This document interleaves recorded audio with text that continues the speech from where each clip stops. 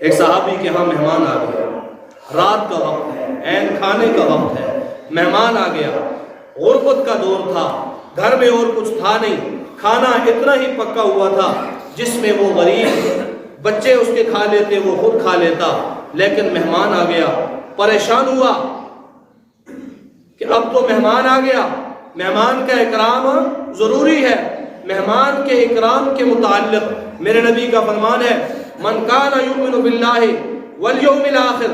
جو اللہ پر اور آخرت کے دن پر ایمان لائے، فلیکرم ضیفہ،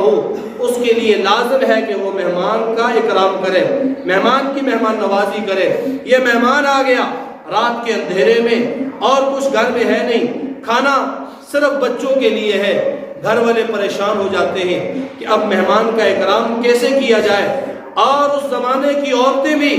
کوئی فیشن پرست عورتیں نہیں تھی، حریص عورتیں نہیں تھی، اس زمانے کی عورتیں بھی نیک تھی، پارسا تھی، سعادت مند تھی۔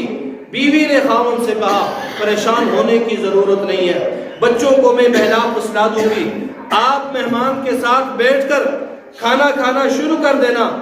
اور میں کسی بہانے سے چراغ